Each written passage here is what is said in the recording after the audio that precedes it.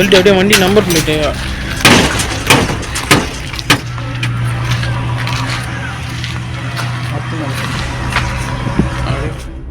சென்னை சோழிங்கநல்லூர் பகுதியில் இருசக்கர வாகனத்தை ஸ்டார்ட் பண்ணும்போது திடீர்னு வாகனம் தீப்பிடிச்சு எரிஞ்ச சம்பவம் பெரும் பரபரப்பை ஏற்படுத்தியிருக்கு. வாகனம் வாங்கி ஓராண்டுக்குள்ளேயே இப்படி ஒரு சம்பவம் நடந்திருக்கிறது வாகன உரிமையாளரை அதிர்ச்சிக்குள்ளாக்கி இருக்கு. என்ன நடந்தது விரிவா இந்த வீடியோல பார்க்கலாம்.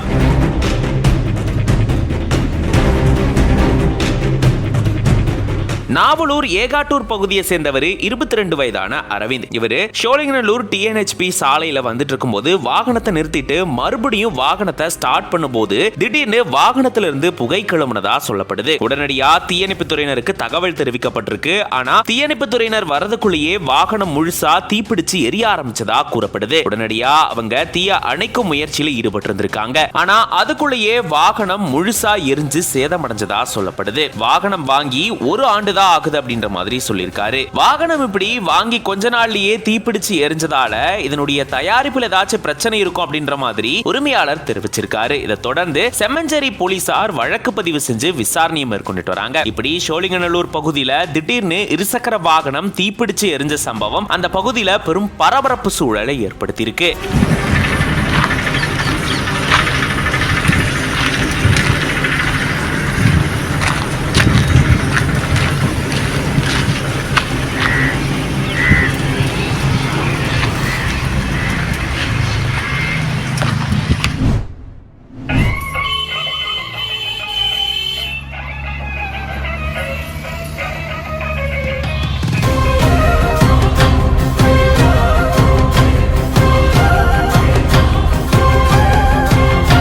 அயோத்தியில் ராமர் கோவில் கட்டியதை வரவேற்கும் விதமாக மல்லாரி வகை பரதநாட்டியம் ஆடியபடி அருணாச்சலேஸ்வரர் திருக்கோவிலில் 14 கிலோமீட்டர் கிரிவலம் மேற்கொண்டு அசத்தி இருக்கிறார் அரசு பள்ளி மாணவி ஒருவர். விழுப்புரம் மாவட்டம் திருக்கோவிலூர் பகுதியை சேர்ந்தவர் பாலமுருகன் அப்பள வியாபாரம் செய்து வருகிறார். இவரது மனைவி தேவி பாலா நடன பயிற்சி ஆசிரியை. இவர்களது மகள் ஹரிணீஸ்ரீ திருக்கோவிலூர் பகுதியில் அரசு பெண்கள் மேல்நிலை பள்ளியில் 8ஆம் வகுப்பு பயின்று வருகிறார். கடந்த 6 ஆண்டுகளுக்கு மேலாக பரதநாட்டிய பயிற்சியில் ஈடுபட்டு வரும் ஹரிணீஸ்ரீ திருவண்ணாமலை நகரில் உள்ள பஞ்சபூத ஸ்தலங்களில் அக்னி ஸ்தலமாகவும் நினைத்தாலே முக்தி அளிக்கும் ஸ்தலமாகவும் விளங்கக்கூடிய அருணாச்சலேஸ்வரர் திருக்கோவிலில் சாமி தரிசனம் செய்து 14 கிலோமீட்டர் கிரிவல பாதையில் பரதநாட்டியம் ஆடியபடியே கிரிவலம் மேற்கொண்டார். அந்த கிரிவல பாதையில் திருவாசகம், திருப்புகழ், சிவபுராணம், தேவாரம் உள்ளிட்ட பாடல்களுக்கும் 17 அடவுகள் மற்றும் 64 வகையான முத்திரைகள் பயன்படுத்தி மல்லாரி வகை பரதநாட்டியத்தை அந்த மாணவி